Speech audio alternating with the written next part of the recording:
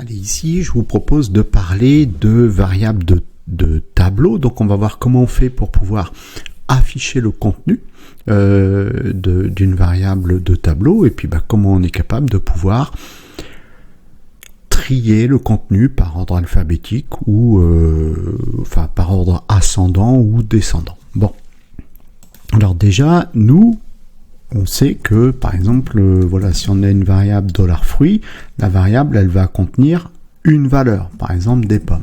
Bon. Là, ici, il n'y a pas de souci. Si je veux écrire la valeur, je fais juste un écho de $fruit et là, sans problème, il m'envoie la valeur donnée.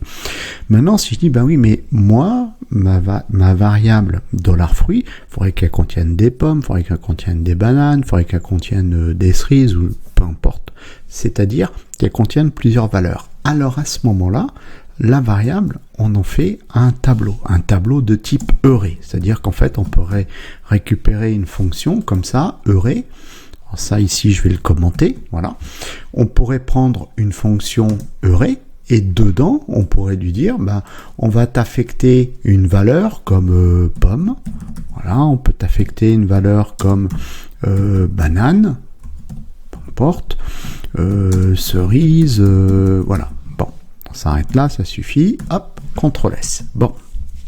Donc ça, on peut imaginer que ces valeurs viennent soit par exemple d'un formulaire avec plusieurs possibilités pour l'utilisateur et nous on récupère tout ce qu'il a checké, ou bien suite à une méthode ou une fonction. Alors une fonction ou une méthode ça serait issu d'une classe. Et puis c'est une méthode qui va faire une requête SQL dans une base de données et puis qui va récupérer par exemple dans une table fruits qui va récupérer tous les fruits. Donc nous ce qu'on veut c'est afficher tous les fruits. Donc en fin de compte c'est ça. Bon. Alors j'ai montré ici avec une fonction array. Si on veut être un petit peu plus moderne, on peut écrire différemment, c'est-à-dire qu'en fait le tableau on va l'écrire avec des crochets. Voilà, en direct et dedans on va mettre les valeurs. Alors les valeurs sont entre cotes puisqu'il s'agit de chaînes de caractères. Bon. Maintenant, comment je fais pour écrire? Donc je vais actualiser parce que là il m'écrit rien pour l'instant. Donc du coup, on va dire tiens, on va arranger ça dans une variable plutôt avec un S, fruit avec un S puisqu'il y a plusieurs valeurs. Alors du coup, là ça va être plus compliqué pour nous de pouvoir récupérer ici sa valeur. Si je fais écho fruit, je vais avoir une erreur. Voilà, warning, array. Voilà, c'est un tableau dont je ne peux pas afficher comme ça le contenu d'un tableau. Alors, il va falloir que nous on puisse parcourir. Ça s'appelle parcourir le tableau. Alors que là ici, je vais écrire. Il faut qu'on parcourt, donc parcourir le tableau. Donc le tableau, c'est array. Ok. Bon, pour pouvoir parcourir un tableau, on va utiliser une boucle qui s'appelle for each. Voilà. Donc ça, c'est les bases de la boucle for each. Et là, ici, dans les parenthèses de la boucle for each, on va lui dire quel tableau on veut parcourir. Donc nous, on veut parcourir le tableau fruit. D'accord? Ensuite, on va utiliser le mot-clé as.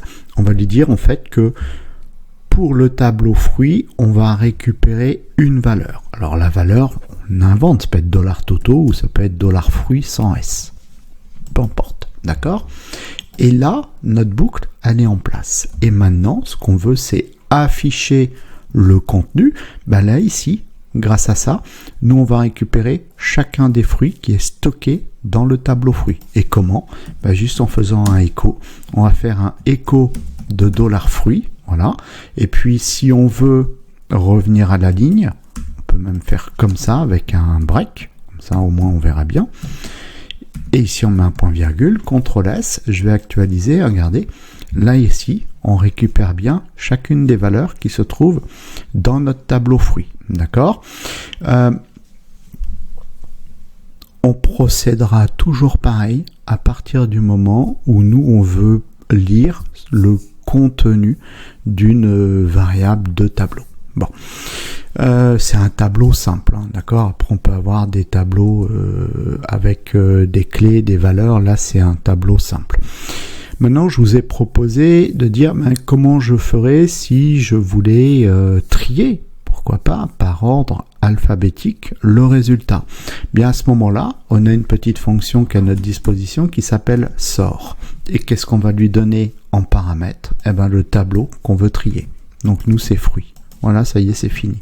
Je fais CTRL S, je vais actualiser au magie notre résultat et écrit. Voilà, par ordre alphabétique. Et si je voulais faire par ordre décroissant, alors le P avant, etc. À ce moment-là, la fonction s'appelle rsort. R pour reverse, voilà. Rsort, et donc là, les choses vont se faire à l'envers. Donc on va partir du plus éloigné dans l'alphabet pour revenir au plus proche du début de l'alphabet. Donc voilà comment on est capable, de manière assez simple, hein, parce que là il y a très peu de lignes, hein, d'accord, de manière voilà très très très simple, très efficace, de pouvoir donc parcourir une variable de tableau.